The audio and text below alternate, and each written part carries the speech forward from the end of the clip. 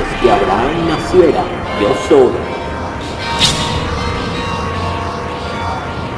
¿Por qué no entienden lo que digo? ¿Por qué me llamas bueno? ¿Por qué me golpeas? ¿Por qué crucificaron a Jesucristo?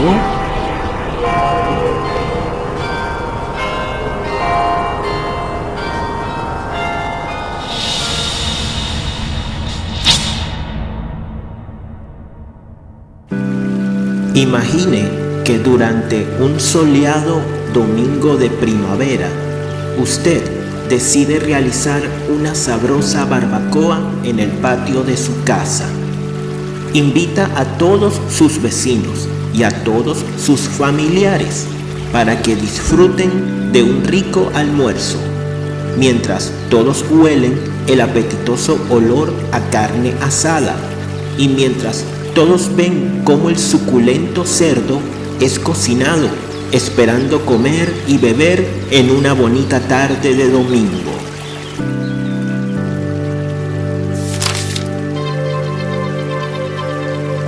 Imagina que yo me acerco hasta la puerta de tu casa, mientras tú cocinas el sabroso cerdo, y te grito ignorante por no respetar los derechos de los animales. Imagina que te leo un versículo bíblico que condena el comer carne. Imagina que te llamo bola de grasa, gordo troglodita, caníbal y asesino, porque no respetas los derechos de los animales y porque te comes el cuerpo de un inocente ser vivo.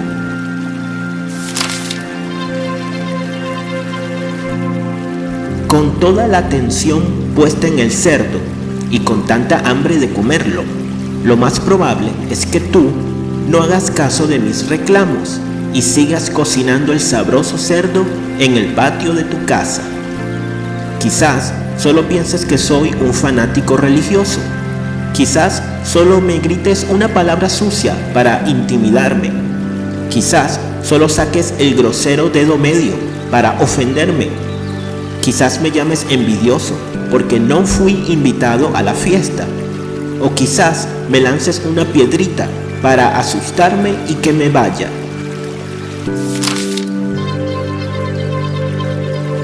Sin embargo, usted seguirá cocinando el sabroso cerdo y no dejará que su conciencia sea perturbada por toda la tonta palabrería que yo dije frente a la puerta de su casa. Pero, ¿qué pasaría si por el deseo de hacer justicia yo abro la puerta de su casa y llego hasta el patio donde se realiza la barbacoa y lanzo con furia el sabroso cerdo al suelo? Lo pisoteo una y otra vez, luego lo mancho con restos de estiércol, después lo vuelvo a pisotear más fuerte, luego echo más trozos de estiércol en la boca del cerdo y por último tiro el sabroso cerdo a la basura.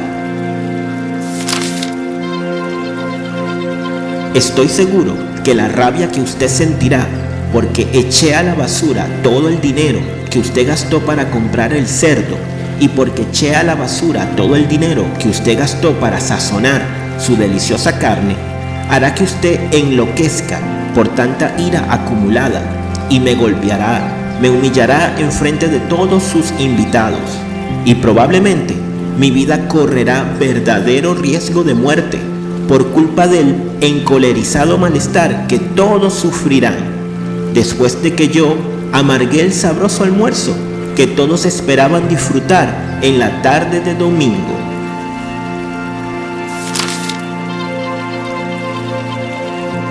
Yo solo quería aleccionar a los hombres por tanta vileza mundana que se cometió en el patio de una casa.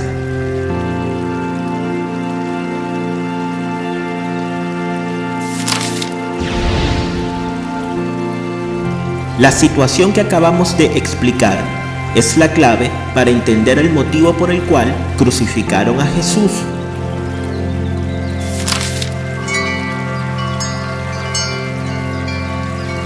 Hoy me gustaría preguntarle, ¿usted realmente desea saber la razón por la cual crucificaron a nuestro Señor Jesucristo?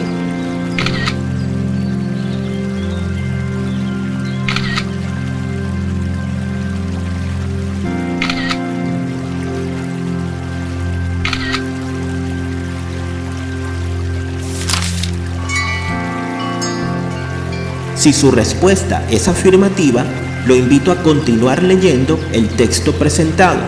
En caso contrario, por favor, no siga visualizando la lectura, pues podría cambiar su mentalidad. Después de 2000 años de historia cristiana y en pleno siglo XXI, la envidia sigue siendo el motivo por el cual se piensa que crucificaron a Jesús.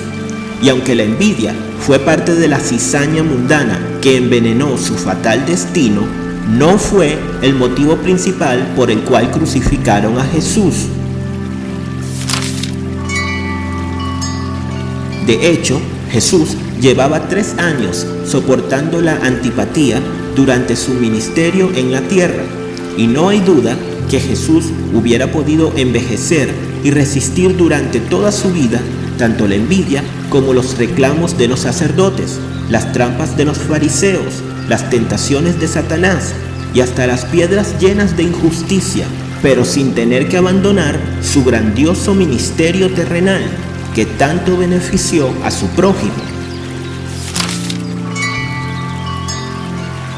Sin embargo, el verdadero motivo por el cual crucificaron a Jesús se produjo por un acontecimiento que suele olvidarse y silenciarse en la mayoría de los estudios bíblicos cristianos, porque no compagina y no armoniza con el carácter santo que todos conocemos de Jesús. Y aunque sería absurdo negar el amor, la mansedumbre y la nobleza de Jesús, hubo un hecho que sucedió en los días previos a su crucifixión, que realmente fue el motivo principal que lo llevó a la cruz del Calvario.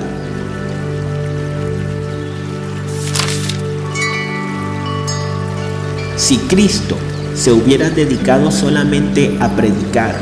a compartir sus parábolas llenas de sabiduría,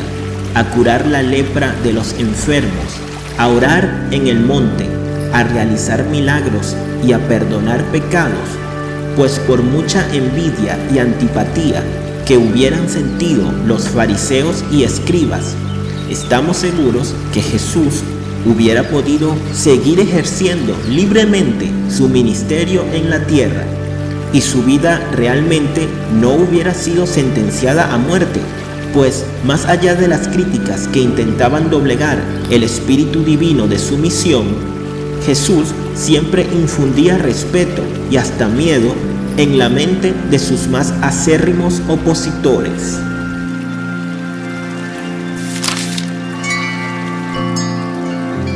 El gran problema fue que Jesús decidió tirar el sabroso cerdo a la basura,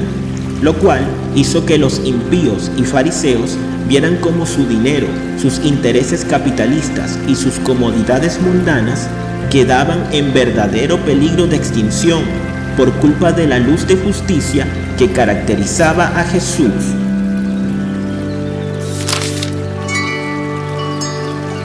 Cuando Jesús decidió tirar el sabroso cerdo a la basura, él mismo se puso la soga en el cuello y él mismo cavó el hoyo de su propia tumba, porque tirar el cerdo a la basura fue la verdadera gota de sangre que rompió el cántaro, fue la pólvora que encendió el fuego de la venganza, fue la audacia que colmó la paciencia de los sacerdotes, y fue el verdadero motivo por el que Jesús fue apresado y sentenciado a muerte por las corruptas autoridades romanas, quienes demostraron que el dinero es un perverso vicio, es la causa de todos los males y es el origen de muchísimas injusticias en la tierra. Suponemos que usted se pregunta, ¿qué significa que Jesús tiró el cerdo a la basura? Para responder a su duda, Abriremos la Santa Biblia y leeremos en el Evangelio de Juan, capítulo 2, versículos del 13 al 22, lo siguiente. Estaba cerca la Pascua de los judíos, y subió Jesús a Jerusalén, y halló en el templo a los que vendían bueyes, ovejas y palomas, y a los cambistas allí sentados. Y haciendo un azote de cuerdas, echó fuera del templo a todos, y a las ovejas y a los bueyes, y esparció las monedas de los cambistas, y volcó las mesas. Y dijo a los que vendían palomas: quitad de aquí esto, y no hagáis de la casa de mi padre una casa de mercado. Entonces se acordaron sus discípulos que está escrito: el celo de tu casa me consume. Y los judíos respondieron y le dijeron: ya que haces esto, ¿qué señal nos muestras? Respondió Jesús y les dijo: destruid este templo, y en 3 días lo levantaré. Dijeron luego los judíos: en 46 años fue edificado este templo, y tú en 3 días lo levantarás. Mas él hablaba del templo de su cuerpo. Por tanto, cuando resucitó de entre los muertos, sus discípulos se acordaron de lo que había dicho, y creyeron la escritura y la palabra que Jesús había dicho. Fin de la cita bíblica.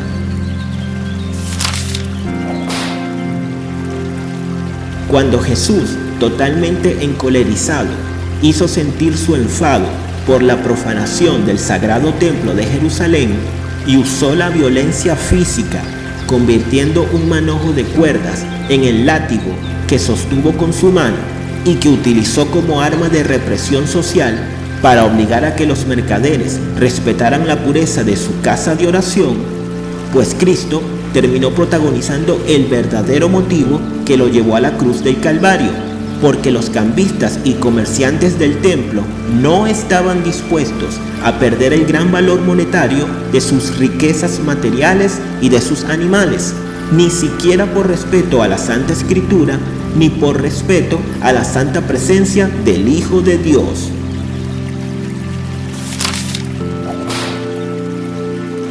También vamos a leer en el Evangelio de Marcos, capítulo 11,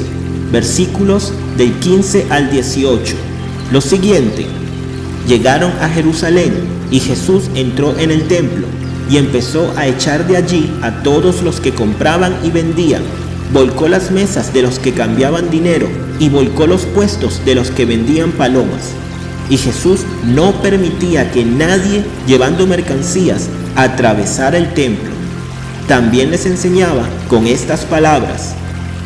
¿no está escrito que mi casa será llamada casa de oración para todas las naciones?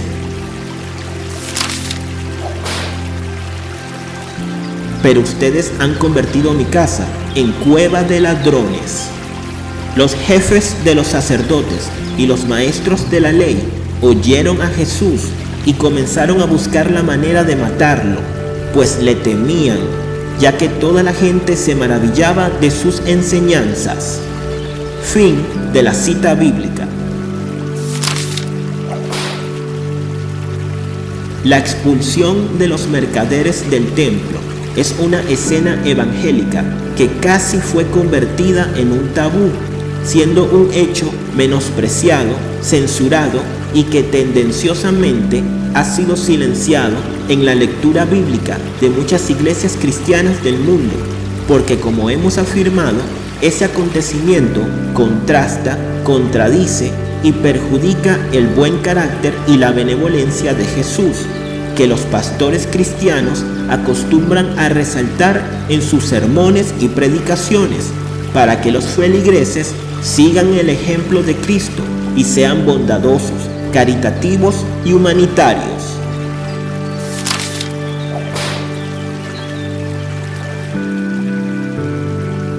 En la actualidad, muchas iglesias cristianas de Hispanoamérica censuran la actuación violenta de Jesús, que conllevó a la expulsión de los mercaderes del templo de Jerusalén, porque tienen miedo de que cualquier cristiano que asista a la misa o al culto religioso pueda cuestionar la supuesta mansedumbre de Jesús, pudiendo razonar y preguntarle al pastor o reverendo de su iglesia lo siguiente: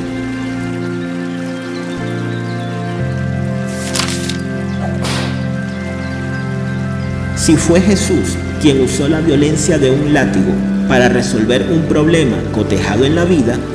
¿por qué usted dice que debemos imitar y admirar el carácter que mostraba Jesús? Sin embargo, creemos que el buen cristiano no debe acobardarse, ni debe sentir temor de escudriñar las Santas Escrituras, y también creemos que el buen cristiano debe tener el suficiente discernimiento como para saber que el comportamiento violento de Jesús ante los mercaderes del templo fue una acción totalmente justificada, dada la santidad que manifestaba el lugar, pero que no debe hacernos dudar sobre la eterna nobleza de Jesús, y no debe hacernos pensar que Cristo fue un hombre violento, pues hay abundante evidencia en la Biblia que demuestra el infinito amor de Jesús de Nazaret, quien fue, es y será el único hombre que ascendió al santísimo cielo sin mancha de pecado durante su vida en la tierra. Pero, aunque nos duela reconocerlo, si Jesús no hubiera usado la violencia física para expulsar a los mercaderes y para mantener purificado el templo de Jerusalén, pues los comerciantes, cegados por la satánica ambición de poseer más dinero, hubieran seguido contaminando, corrompiendo y prostituyendo la sagrada casa de oración. Aunque Jesús siempre fue un hombre de paz, Él sabía que en ese caótico momento no sería suficiente alzar la voz y usar su bendito verbo para reprender a los mercaderes con punzantes palabras de castigo. Y creo que ustedes no pueden imaginarse la frustración e impotencia que sintió un Jesús que, aunque pudo resistir 40 días orando y ayunando en la soledad del desierto, luego se vio obligado a usar la fuerza irracional para embestir con gran furia y utilizar la insensatez del disturbio como mecanismo de presión y de protesta para que se respetara la santidad del templo de Jerusalén. Un látigo condenó y crucificó la vida de Jesús. Es así de simple.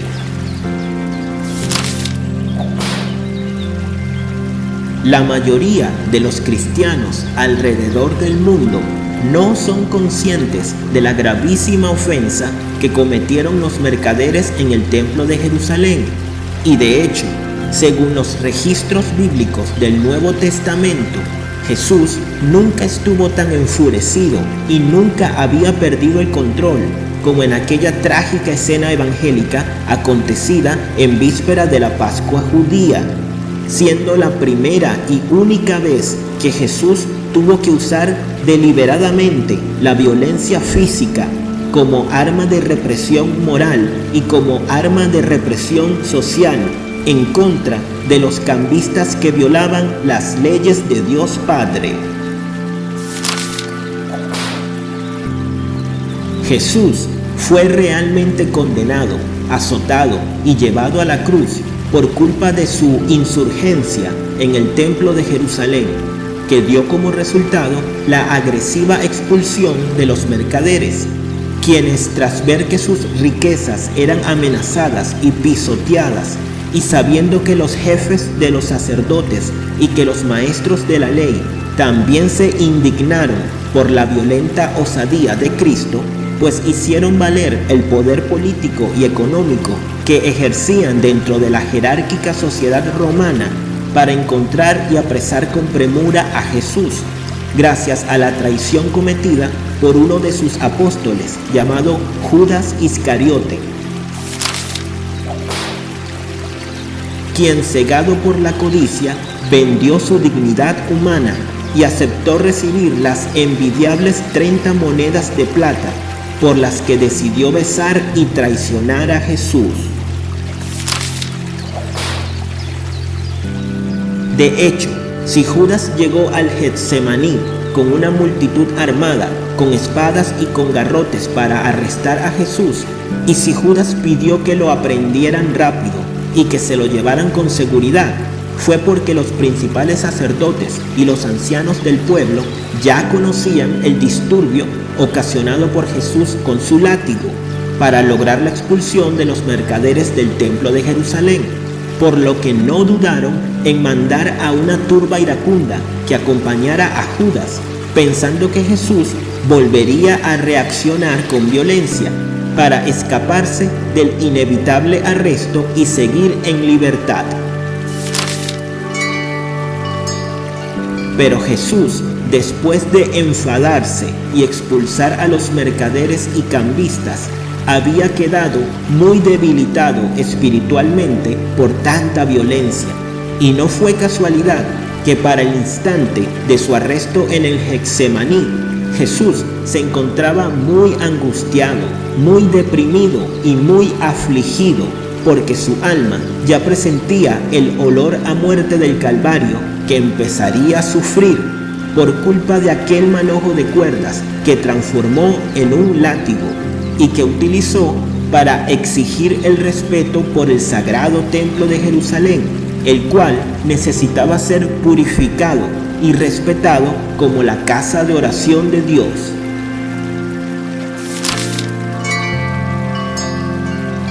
Los latigazos de Jesús en el templo no solo alimentaron el odio de los sacerdotes en contra de Jesús, sino que también ocasionaron una impresión negativa en sus discípulos,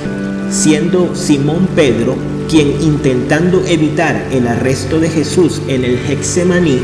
quiso emular la reacción violenta de Jesús en el templo, sacando un cuchillo y cortando la oreja derecha de un siervo del sumo sacerdote. Pero para sorpresa de los discípulos y para sorpresa de la turba iracunda, Jesús demostró ser un milagroso hombre de paz, pues solo tuvo que tocar la oreja del siervo para sanarle. El disturbio causado por Jesús para lograr la expulsión de los mercaderes del templo de Jerusalén fue el motivo perfecto que tuvieron los sacerdotes y ancianos para acelerar el arresto y para condenar el ímpetu revolucionario de Cristo, pues ellos estaban desesperados por engañar y por matar a Jesús antes de la celebración de la Pascua judía, para evitar un posible tumulto popular durante la fiesta. Fue tan miserable el complot de los sacerdotes y escribas para destruir la buena reputación de Jesús, que usaron la difamación para afirmar que Cristo estaba incitando al pueblo a no pagar los impuestos, a no respetar las leyes tributarias y a desestabilizar la economía romana. Aunque los fariseos sabían que Jesús había dicho: «Dad al César lo que es del César y a Dios lo que es de Dios», ellos también sabían que Jesús tumbó y esparció todas las monedas que negociaban los cambistas, por lo que una vez más los sacerdotes aprovecharon los latigazos de Jesús en el templo de Jerusalén para decir que Jesús estaba incitando el vandalismo, el saqueo y hasta la delincuencia. Si Jesús no hubiera usado el látigo para purificar el templo, y si Jesús no hubiera usado la misma violencia mundana que siempre han usado los hombres para ajusticiar los delitos de sus pueblos, pues estamos seguros que un alguacil jamás se hubiera atrevido a abofetear el santo rostro de nuestro Señor Jesucristo. Pero debido a que el uso del látigo ya había mancillado la imagen pacífica que previamente caracterizaba y honraba al Hijo de Dios, pues sus opositores se sintieron libres para demostrar el resentimiento que sentían por Cristo mediante la constante instigación, la humillación y el ultraje. Si bien la inscripción hecha por Pilato y puesta sobre la cruz afirmaba: Jesús el Nazareno, Rey de los judíos, y aunque Jesús no se negó a ser reconocido como Rey de los judíos, mientras fue interrogado por el gobernador, ya los sacerdotes y ancianos habían usado los latigazos de Jesús en el templo de Jerusalén para enjuiciar su rebelión y sentenciar su desobediencia ante el pueblo judío.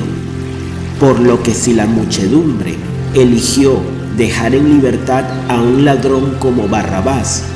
para que un hombre inocente como Jesús ocupara su lugar en la cruz del Calvario,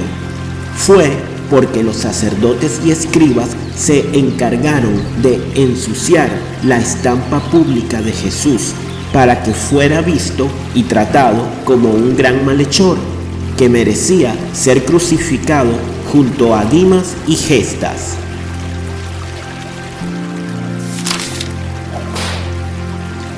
Es conveniente usar un famoso refrán hispano para entender el sucio oportunismo de los fariseos y sacerdotes, quienes aprovecharon el disturbio causado por Jesús para defender el significado del refrán que dice: quien a hierro mata, a hierro muere. No hay duda que un látigo condenó y crucificó la vida de Jesús. No fue por envidia, no fue por blasfemia, no fue por megalomanía. Toda la tragedia cristiana fue por culpa de un látigo. Pero como demostraron las citas bíblicas que presentamos, el látigo que usó Jesús para expulsar a los mercaderes del templo de Jerusalén estaba predestinado a simbolizar su pasión, su muerte y su resurrección, porque con su preciosa sangre derramada en la cruz del Calvario, Cristo expió todos nuestros pecados y redimió a la raza humana. Querido lector, recuerda que allá afuera tú puedes decir y hacer lo que quieras. A mí no me importa lo que hiciste, no me importa lo que haces y no me importará lo que harás. Pero si vienes aquí adentro y usas el látigo para matar a mi sabroso cerdo de oro, pues tú morirás por la misma sangre que derramó mi sabroso cerdo de oro. Ojo por ojo, diente por diente, sangre por sangre. Jesús es el Cordero de Dios que quita el pecado del mundo, y aunque han pasado 2000 años de amargura desde su injusta crucifixión,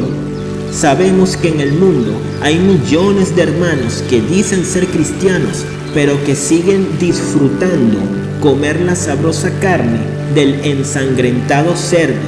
y no quieren vencer el veneno del orgullo para poder postrarse de rodillas y entrar en santa comunión con Dios.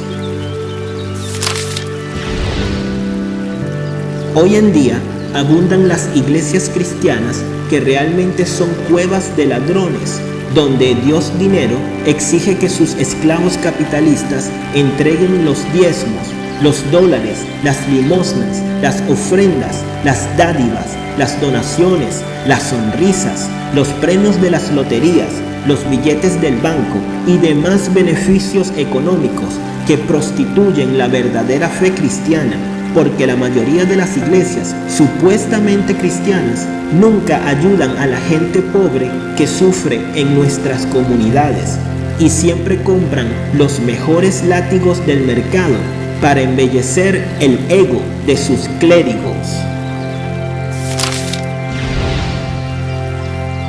Muchas veces vamos a las iglesias cristianas buscando la paz y la tranquilidad que se consigue en una casa de oración, pero suele ocurrir que nos encontramos con hermanos que trasladan sus hábitos mundanos a la iglesia, y por eso muchas personas usan la casa de oración para chismear, para usar aplicaciones del teléfono celular, para escuchar música con alto volumen, para presumir que visten ropa elegante y hasta para comprar y vender mercancía cristiana, como rosarios, calendarios, imágenes de santos, velas, incienso, libros y adornos navideños que se comercializan dentro de las 4 paredes de la iglesia y que tienen la aprobación de las autoridades eclesiásticas. Actualmente, muchísimas iglesias cristianas hispanas merecen recibir un latigazo de amonestación por parte de Jesús para que respeten la solemnidad de la casa de oración de Dios y para que no sigan destruyendo el cuerpo del templo de Jerusalén. Pero más allá de la prostitución de la fe cristiana, todos sabemos que un día no muy lejano, el Redentor vendrá por segunda vez para que su justicia divina ajusticie el corazón de los pecadores en la tierra, y porque nada ni nadie podrá evitar el juicio final. Si piensas que el dinero es más importante que la oración, hoy es un buen día para arrepentirnos, para pedir perdón y para buscar la salvación a través de Jesús.